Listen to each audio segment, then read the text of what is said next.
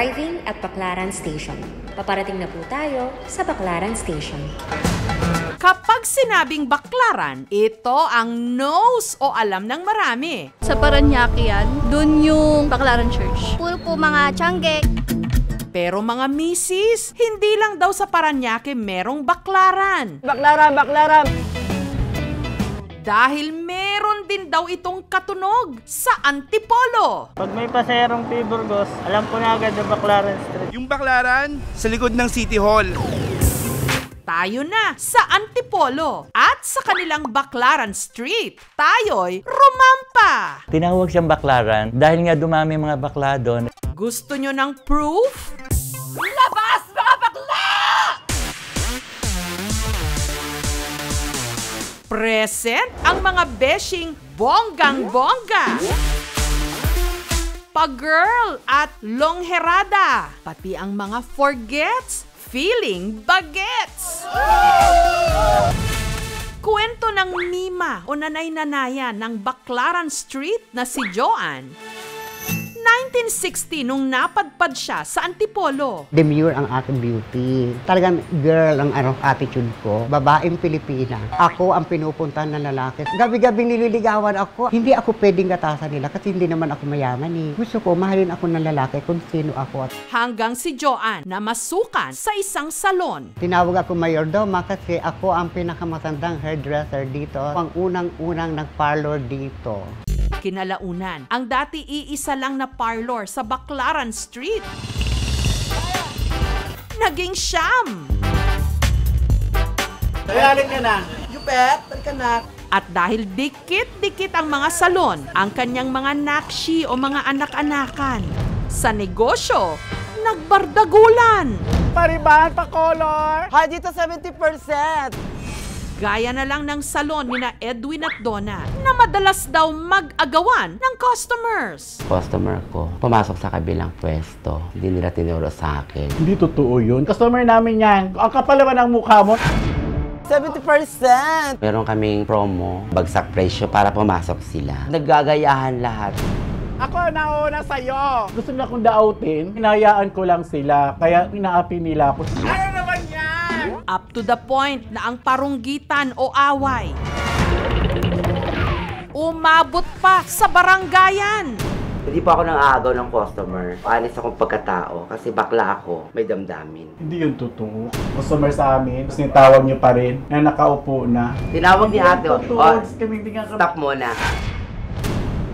Sabi kasi ng barangay, hindi na daw pwede magparinig-parinig, irap-irapan bawal. Donna, kahit ganyan ka, mahal pa rin kita bilang kaibigan. That is a part of business. Kailangan magkompetensya talaga. So, dapat magbigayan para walang go. Sure, magbibigayan talaga lahat. Sorry, Kuya Edwin. I love you too. I love you.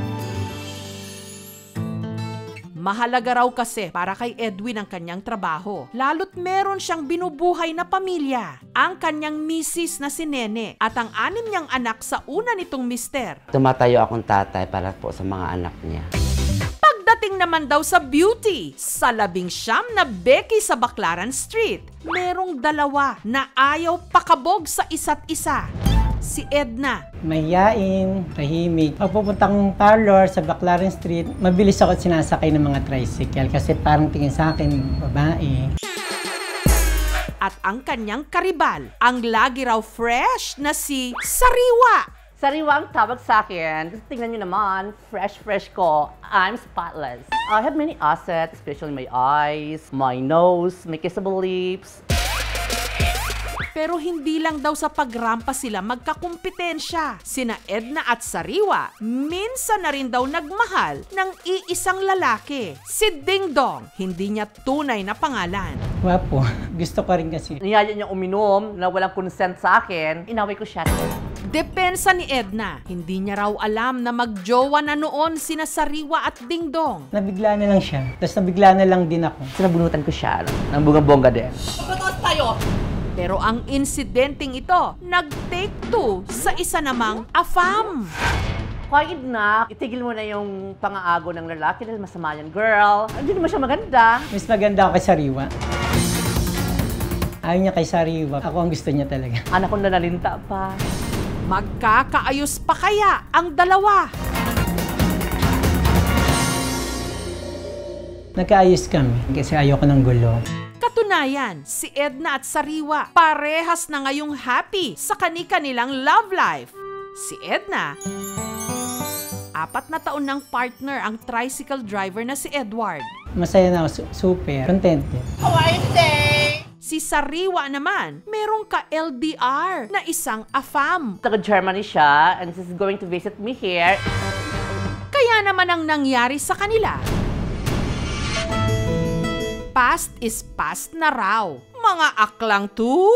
Yung mga ganyang alitan kasi, wag nating i-normalize because ang pagmamahal ay dapat hindi pag-aagawan. Dibdibin mo, mahagad ka. Lalaki lang yan, guys. We live in the same community that create a unique role in our society. At para rin ibalik ang lahat ng natatanggap nilang blessings nitong pandemya para makatulong sa kanilang mga kapitbahay, nagsagawa sila ng libreng gupit. Na sa linggong ito, uulitin nila para sa mga tumangkilik sa kanila bilang maagang pamasko. Ay, sobrang saya. Kasi numisan ko pa po gusto talaga magpagupit. Ngayon ay libre, napakalaking bagay talaga. Siya din po lagi yung nagpugupit sa akin.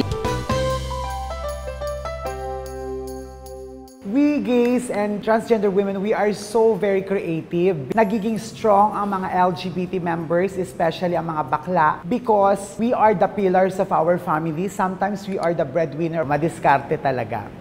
Who run the world? Girls! Pero dito sa Baclaran Street, who run the street? Ang mga kapatid nating Beshi! Thank you so much mga kapuso. Kung nagustuhan niyo po ang videong ito, subscribe na sa GMA Public Affairs YouTube channel. Don't forget to hit the bell button for our latest updates.